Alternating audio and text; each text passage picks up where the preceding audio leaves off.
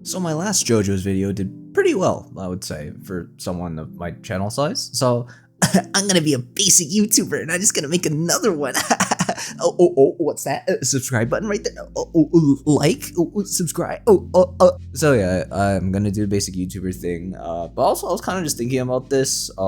Like, call me a liar if you want to, I guess. But in all honesty, yeah, I was kind of just thinking about this, but I realized that, you know, amongst all the JoBro, whoa, why is my fingers look?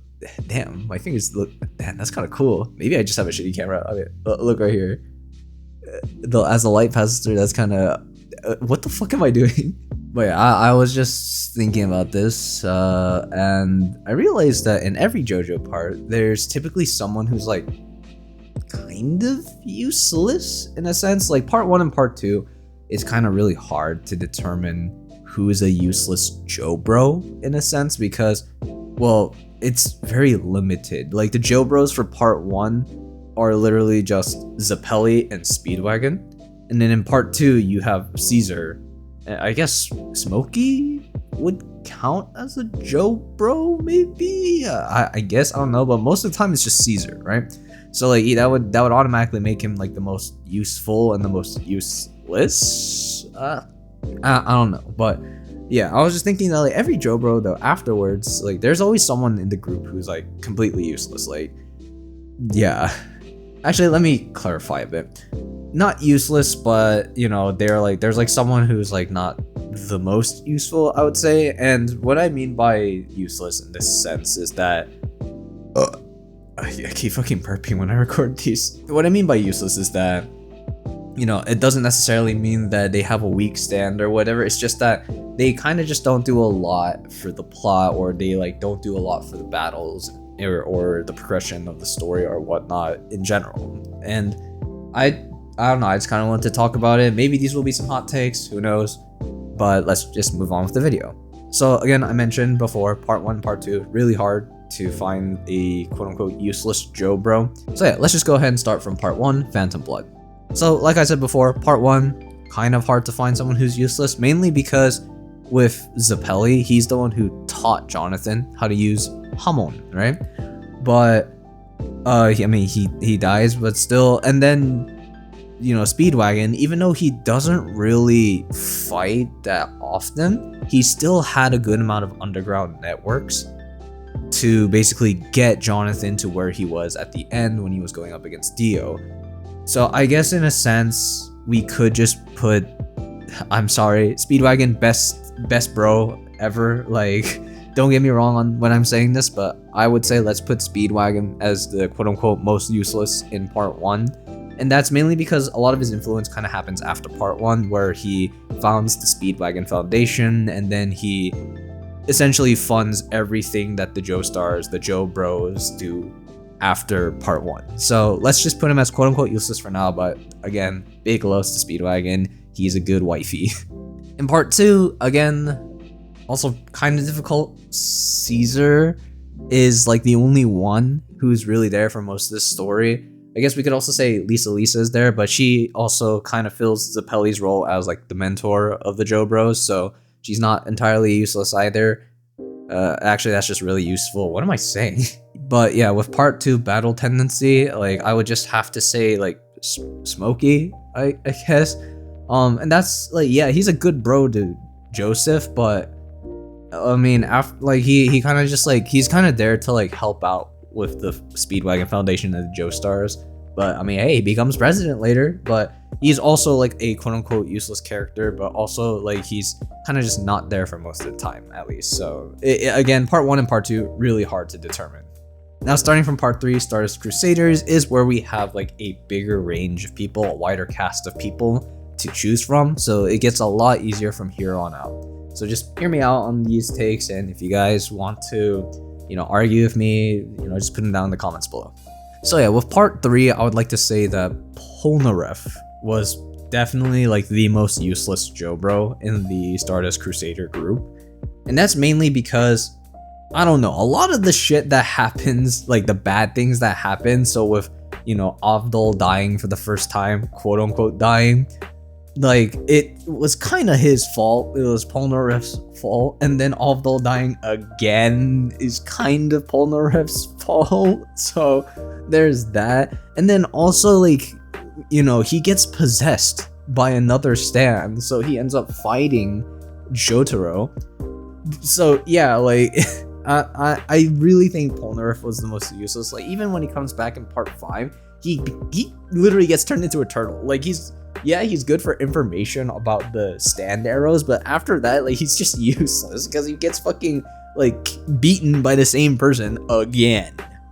So yeah, part 3, Polnareff, you are useless. I'm sorry. You are actually useless. Like it doesn't matter. All the stands were kind of basic in part 3, but you were just useless so far. Now, part 4 is where it gets a little bit harder, and that's mainly because the main JoBro crew consists of Koichi, Okuyasu, Rohan, and I guess Jotaro, but Jotaro kind of just like doesn't really, he's just there to like carry for most of the time, so I won't really include him into the main JoBro cast. So like the 3 main JoBros would be Okuyasu, Rohan, and Koichi.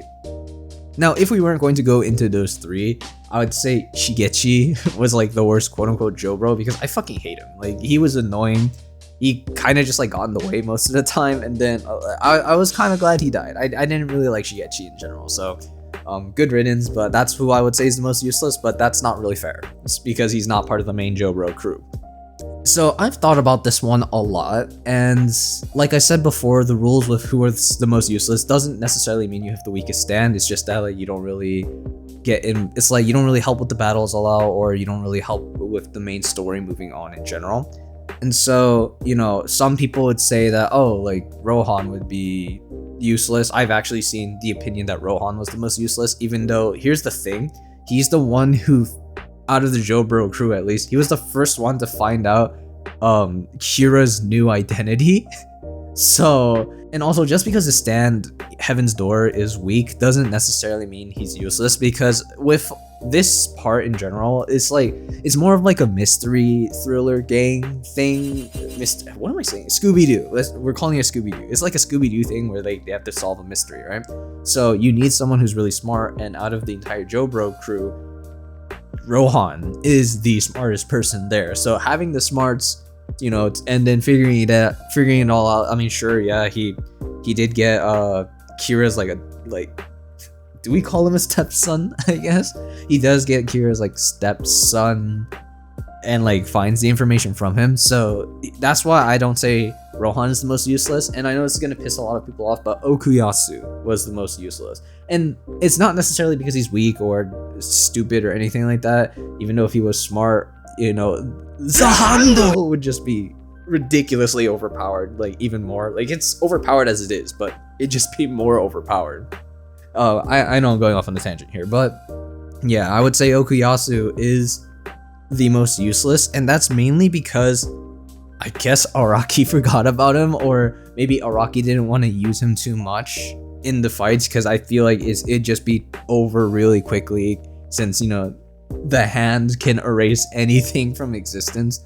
So yeah, the main reason why I say he's useless is because Araki barely puts him in any like huge major fights, and he ends up just getting beat up a lot, and also his rashness from his stupidity kind of shows a lot. So yeah, I would say Okuyasu is the quote-unquote most useless JoBro from Diamond is Unbreakable. Now we're going to move on to part 5, Golden Wind. And this is by far the easiest one out of like all the JoJo parts that I've read. This is by far the easiest one. It's fucking Fugo. He fucking pussies out like not even halfway through the adventure, because he's like, the boss, he's so strong, and I'm a pussy, I'm just gonna leave. He fucking literally just leaves. He has one battle, like one big battle, and then fucks off. And here's the thing, he literally required the services of both Abakio and Giorno to win that fight too. So yeah, I mean, he can't even control his stand. He's always anxious, and he has like a temper,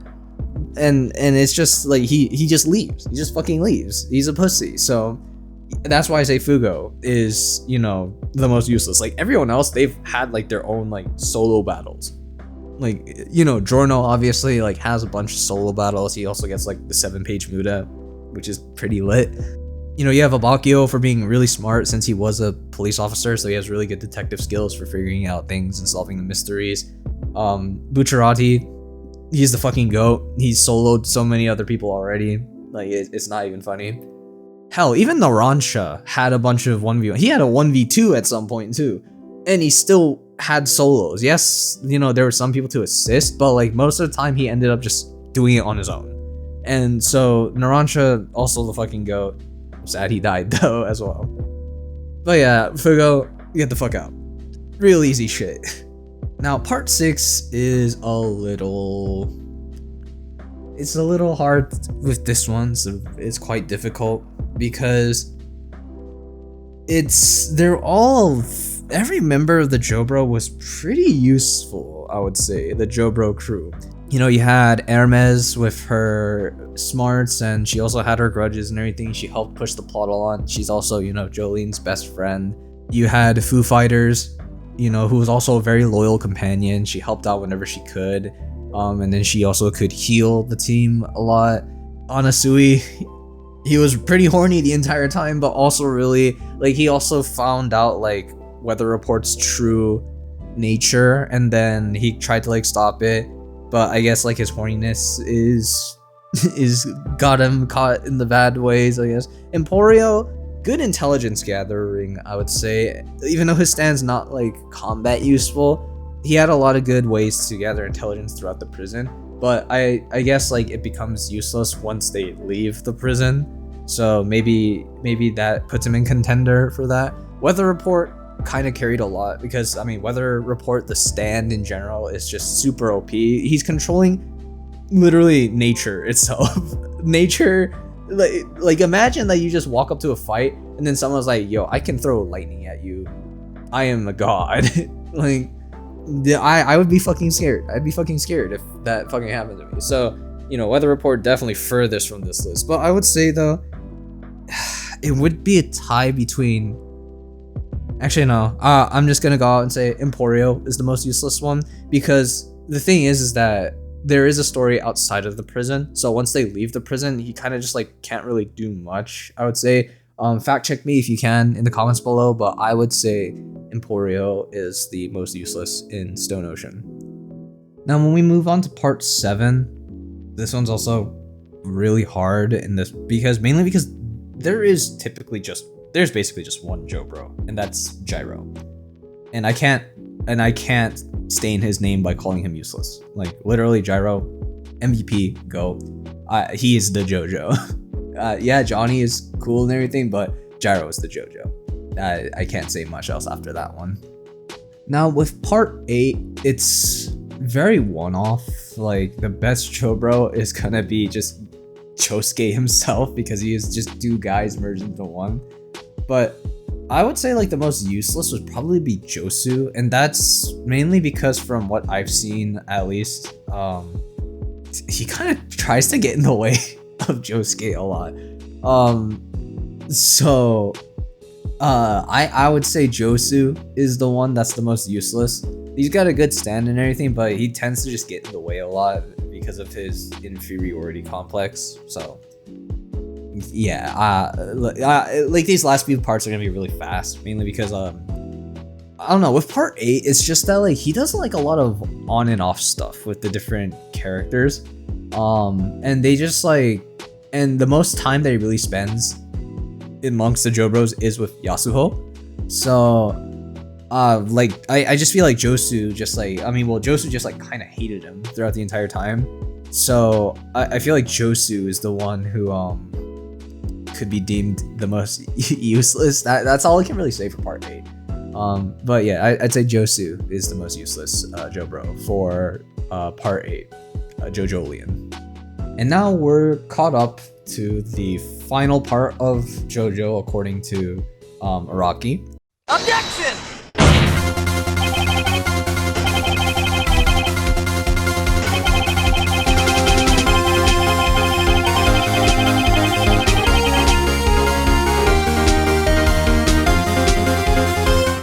The JoJo lands, and it's not really going to be easy. It's not going to be fair either at this point. Mainly because JoJo Lands, not a whole lot of chapters are out yet. I know there's like 28, editor Isaac, tell me, fact check me right here, right now. I think there's like 28 chapters right now, so not a whole lot yet.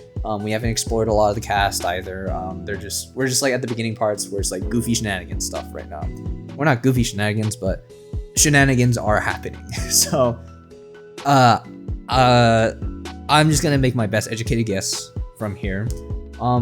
Also, side note, part 9 is great so far. I love the drama and the tension. I really like how Araki is building up a lot of drama for this part, especially. So this is really great. Yeah, the action is like a little more. How would I say this?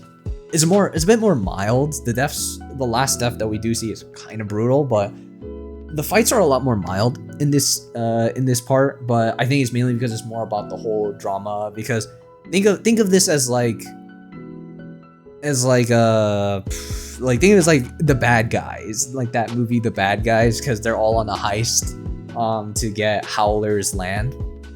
So it's kind of like that right now so far. But I would say out of all the JoBros that we were introduced to so far, This one's a toughie. This one's a toughie on who is so far the most useless one. I would say for now, I will put Usagi as the most useless JoBro. And again, has nothing to really do with his stand. The Matte Kudasai is, I would say, it's pretty creative. You know, the ability to make like copies of things with the stand that, you know, have really no consequence is pretty cool so far. It's really helped out with the whole heist stuff in general. So I think the Matte Kudasai is really creative, but I just think that Usagi's personality and everything, he kind of like tends to hold people back because he's like, so far he's like the annoying character trope, you know? He tries to joke around a lot, or he tries to like prove that he's like the Sigma of the chat or whatever, but then like kind of breaks down when it's very important, especially in like these recent chapters. He kind of just like has a bit of like a panic attack throughout the whole situation. I mean, he does kind of clutch up though in the end, but so far, just like from what I'm seeing, Usagi is like the most quote-unquote useless, mainly because a lot of these stands have to do with like heisting in general, except for November Rain. November Rain is like, he's like just I will kill you kind of stand, but everyone else is like very heist oriented in a sense. Yeah, I guess like the only exceptions for like the whole heist rule would again be November Rain and Big Mouth Strikes Again. Big Mouth Strikes Again, like we only know like the basic ability, which is like it's not a physical stand per se, it's just like an exoskeleton to the user in a sense. So I don't really know how that helps with heist, maybe like for fighting, I guess. But the hustle and smooth operators, like easily we know how useful they are for heists. Smooth operators can essentially move things around. They can change the form of matter, if that makes sense. So I like a good example would be like when you know, Dragona had to change her ID, and so she used smooth operators to like switch things around. So you know, that's how, like, you know how well that could be in a heist with making fakes and like editing physical information out there. And then the hustle is like you can control your muscles to basically yoink anything you want to. So, you know, very good for heists. The Matte Kudasai, yeah, really good for heists, but I just think it's more about Usagi as a character in general. So, yeah, long tangent, I know, but for now, at least, I'm gonna put Usagi as the most useless in the JoJo lands. But yeah, so that's my opinion on who are like the most useless characters. Let's put quote unquote for useless characters, for some of them at least. Yeah, in each JoJo part, like the JoBros. So yeah, if I feel like some of these maybe were hot takes, I'm not sure. I don't know what other people are gonna say, but this is just my personal opinion here, so take it with a grain of salt. But yeah, I would say these are the most useless JoBros in each JoJo part. So if you guys have anything to say, any comments, or if you guys want to diss me, just put them in the comments below. Just say. Oh yeah, also one more thing about the comments. Yes, I do read comments.